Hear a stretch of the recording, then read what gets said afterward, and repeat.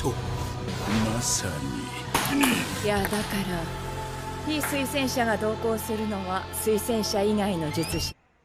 Before the video starts, about 98% of you guys are not subscribed. Subscribing and clicking that bell does help me out a lot in doing what I really want to do. Thank you guys so much for all your support. What is going on, guys? Rogue TCG here, bringing you another Yu-Gi-Oh! TCG deck profile. This deck is going to be Phantom Knight Orcust. Please expect a lot of Orcust in the future, dark-related decks. I'm a huge fan of them. I've been playing Orcust since Cyber Dragon Orcust. I've just been interested in it. That's when I first got into it before Mermaid got banned. So I do love the deck quite a lot. I do love Phantom Knights a lot. Phantom Knights was my pet deck originally, if you watched a lot of my later videos from a while ago, rather, should I say. But that's enough yapping. I want to get into the deck profile. I like this deck a lot. There's a lot of cool things in this deck that you can do, a lot of really cute things. This isn't necessarily a competitive deck. This is just a deck idea that I've had where you're leaning a little bit more on the Phantom Knight cards than before due to the availability of, guess what, the Cartesia engine. I love the Cartesia engine. I'm a huge fan of it. I love just the flexibility that it gives this deck and all Orcust variants, to be honest. It's Nightmare Mermaid all over again, in my opinion. But that's enough yapping. Let's get off the deck profile. Move the extra off to the side. On to the main. We are on, for the Phantom Knights, Double Torn Scale. On ignition, you can discard a card, send a Phantom Knight card from deck to grave, and if this card's in your grave and you banish Phantom Knight in any way, shape, or form from your graveyard, you can special summon it, except it's banished when it leaves the field. Next, triple Phantom Knight of Silent Boots. If you control Phantom Knight other than, if you control Phantom Knight, you can special summon it from your hand. You can only do that once per turn, and when it's in grave, you can banish it to add a Phantom Knight spell trap.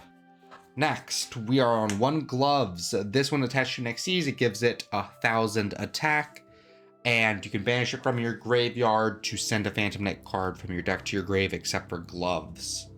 1 Stained Greaves. When this card's in your hand, you can special summon a Phantom Knight card. You can special summon this and then choose to modulate its level to 4.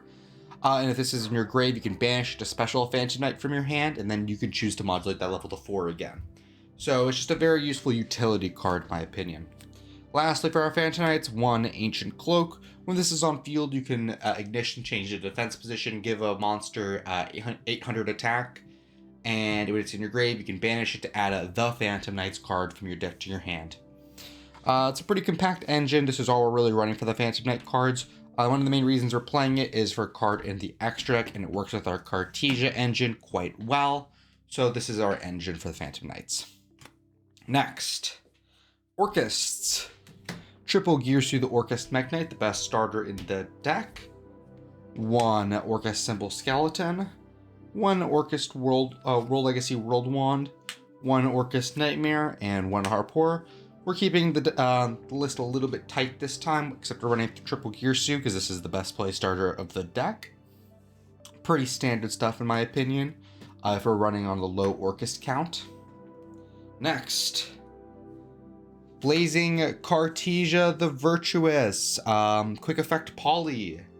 And it recycles itself at the end of the turn if there's a fusion sent to grave. Just a very, very powerful card. Lastly, for our non-hand traps, 1 Tearlament Sheeran. I can't get over it. I love Tearlament Sheeran. It's just a free extender, and it mills cards. What's not to love about it? It's also a level 4, which is relevant, because one of the reasons we're playing Phantom Knight is to get access to a very powerful OTK engine. In my opinion, it's powerful. Other people's opinions, it's janky, but I love my jank.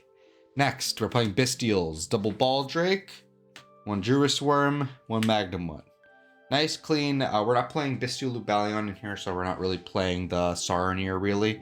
So we're just playing this small package. Everything in the deck is dark, so Bestial Lubelion's going to do work here. Now onto spells. For our Orcust spells and traps, we have a Crescendo and a Babble. Nice and simple. No return, just because we're not running enough Orcust for that. Next, for our Cartesia spells, triple Branded in High Spirit. Fun fact, you can reveal a warrior for Branded in High Spirit. There's a lot of warriors that fit the stat line and the level requirement for this card. So any warrior can translate into Cartesia as well, just for y'all's information, so y'all know. And there's one good one that I have in my mind that I'm not playing the cards to actually make it so you can play it in this deck, but it's very easy to implement those cards, if you know what I'm saying. So triple branded in High Spirits. Just a very powerful card. If you want to hear more about the card, please look at my previous deck profile. Put a lot of work into that one, and I just really go over how much I like Cartesia, and you can see the basic Orcust Cartesia combo. Next, onto the Phantom Knight spell traps. We are on 4. We are on triple Fogblade and 1 Shade Brigadine. This is an extender. This does come up. You can search this off of Cloak, which you can't with any of the other traps. And this is a body, so if we have Boots or Stain Greaves in hand, if we special summon this, we get a special summon those from our hand and get off to the races without even committing to a normal summon. Next, for our power 1 of cards, a Foolish Burial and a Called by the Grave. I believe this is like somewhat standard, maybe not the Called by the, but Foolish and Orcust and Phantom Knight definitely. Lastly, our non-engine, triple Droplet. We love sending our cards to grave. Triple Imperm, we like seeing our opponent's effects on monsters not resolve. That's it for the main board. Now onto the extra. I'm not going to be doing a side deck for this deck just because that's like up to your own discretion. This is more of kind of like an idea sort of thing where I like showing off cool little interactions. 1 Link 1s, 1 Link Karibo. We use this for Girsu. Next, we're playing Phantom Knights. Let's play our Cherubini. Fun fact, if we go to the Phantom Knight combo, a lot of the times we'll be sending Symbol Skeleton off Cherubini because it is a level 3, and it lets us really extend the ceiling for our Orcust plays without having to send it off of one of our Orcust card effects. So Cherubini sending Symbol Skeleton is actually quite relevant. And our last couple Link 2s, IP Massacre Arena, SP Little Knight. I believe these are standard now. I mean, they've always been standard, to be honest. Orcusts, Galatea.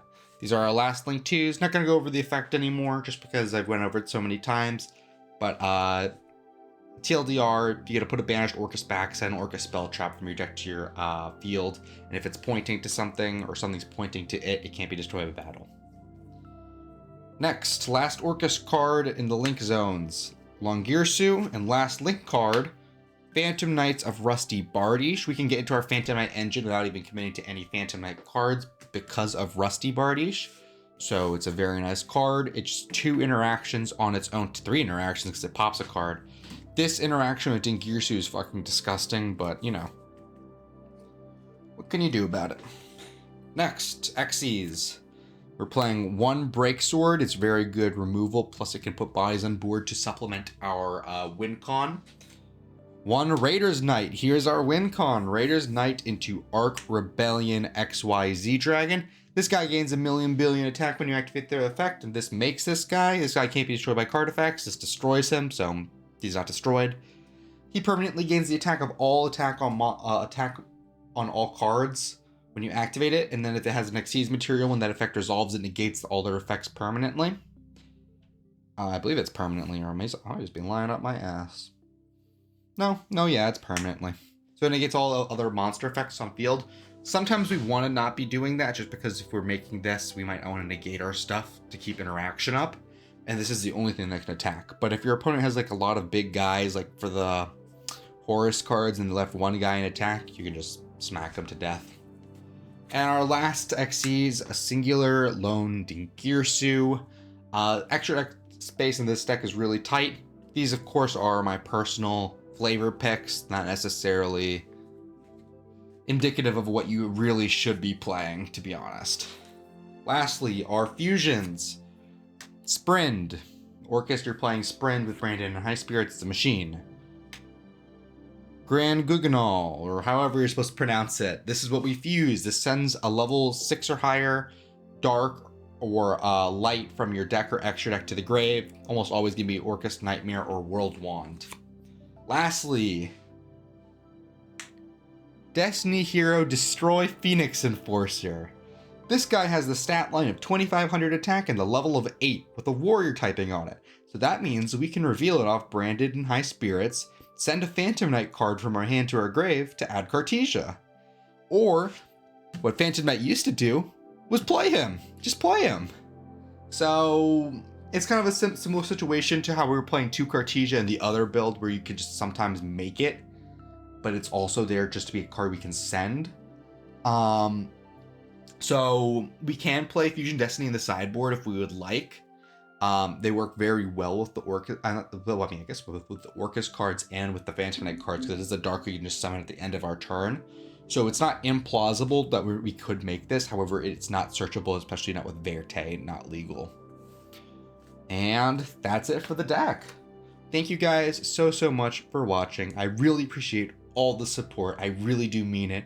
We've really broken a lot of milestones in the past like 2 weeks, and it just means a whole lot to me that you guys are saying that you like my content. You guys are like showing me with the analytics that you guys like what I'm doing, so I'm gonna keep doing what I'm doing, and hopefully y'all are gonna enjoy it. Hopefully I keep an eye on the comments. I try and respond, especially every time I can. I don't like seeing a comment go unresponded to, especially if it's asking something.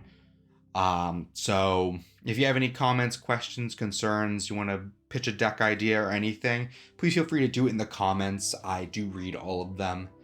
But I believe that's about it. That's enough rambling, to be honest. But thank you guys so much for watching again. I really enjoy all the support, and I do appreciate all of y'all, and I'll see y'all next time. Bye.